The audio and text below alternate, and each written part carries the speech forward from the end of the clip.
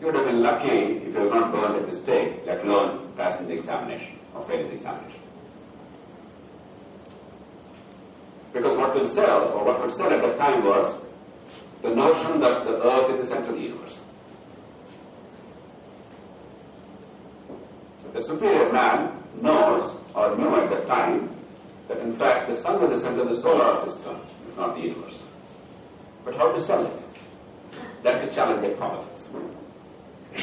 To sell what will sell is the easiest thing. Many people ask me, so but people are foolish, they'll sell their vote, money and liquor, and you're talking of principles and morality.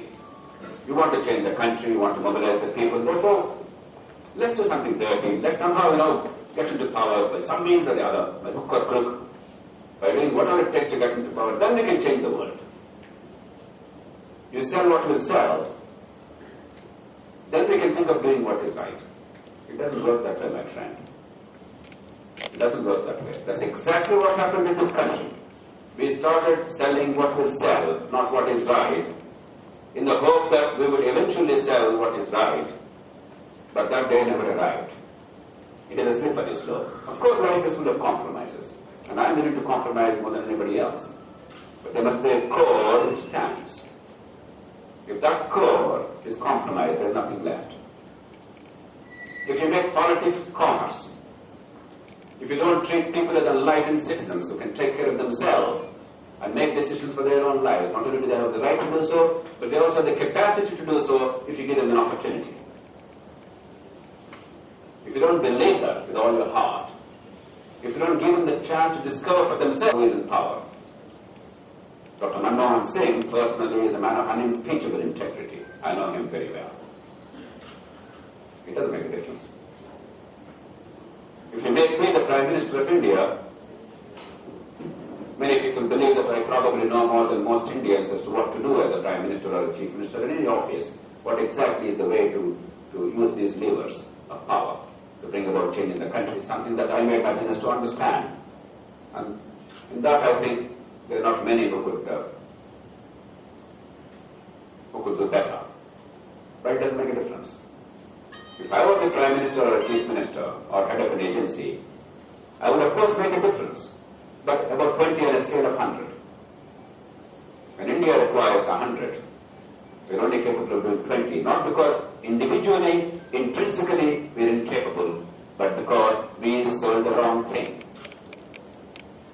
We sold what we sell. After that, no matter what you do, you're already a victim of a vicious cycle.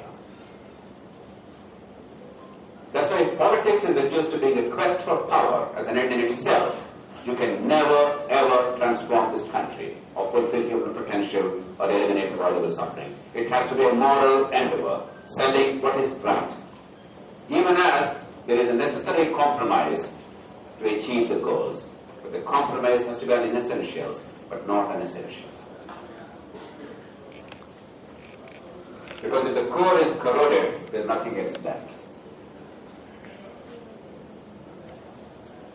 What is politics today? Why are we so repulsed by politics? Why is there so much of revulsion and disgust? Because politics is now reduced to the three worst possible things, the lowest common denominator. One, politics as commerce.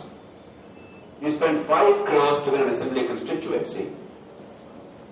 Typically 2 or 3 or 4 of them compete. Each of them spends about 4 or 5 crores in Andhra Pradesh. It's not a mythical number, it's a real number in Andhra Pradesh. Those of you from this state would understand this. To buy the vote, to distribute liquor, to hire hoodlums, to bribe officials, to do whatever it takes to win.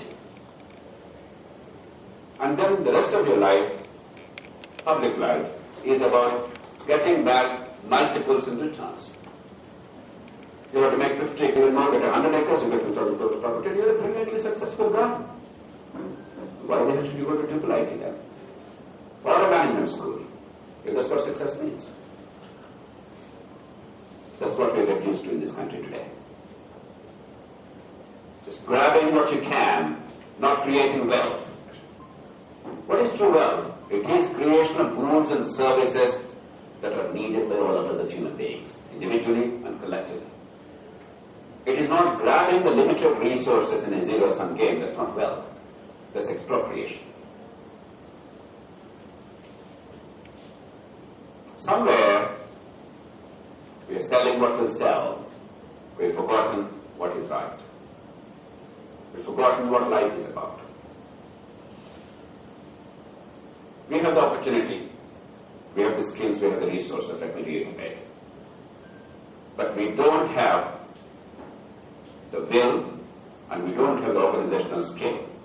The will is political. Arctic country. 500 years ago, every single birth and every single death was registered. If you want to do research on congenital abnormalities, for instance, and metabolic disorders, and the like, Finland is the best place to be. Why?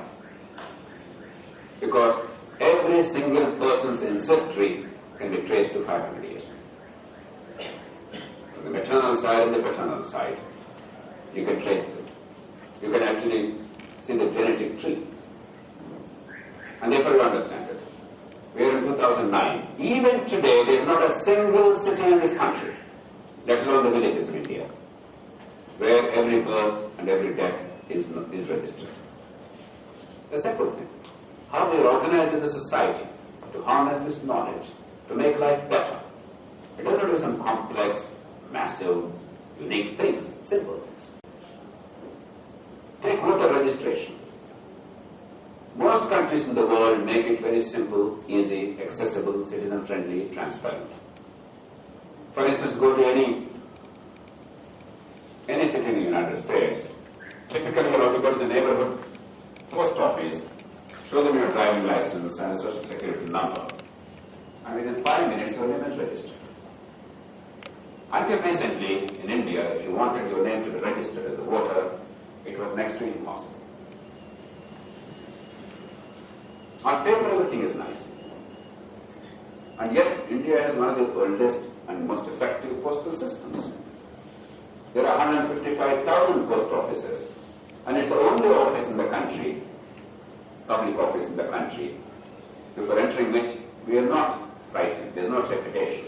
You go to an MRO's office or a Tehsildar office or a police station or a municipal office, you're always worried, no, I'm a too likely student, I'm a faculty member, will the fellow at least outside, will I have to bribe a peon or a dalwan or somebody else to get an entry? Will this fellow listen to me?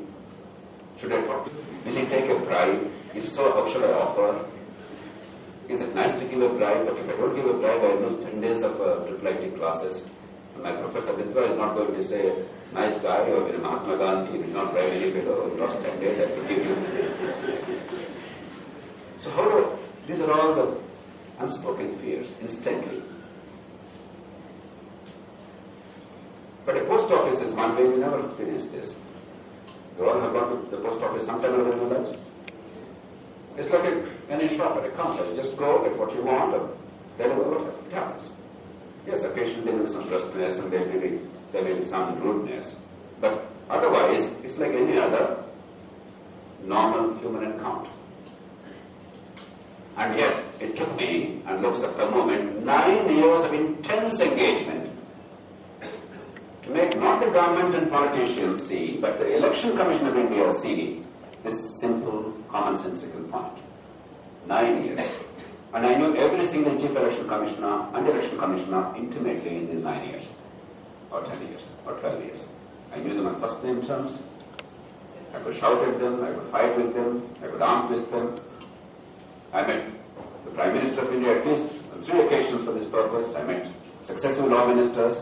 I met successive postal ministers, every chief election commissioner, every election commissioner. I had a full meeting with the cabinet secretary and the whole committee of secretaries for this silly little thing, which did not even require a change of law. Because if there is a land of entropy, India is one. If there is a choice between organization and disorganization, we choose instinctively disorganization.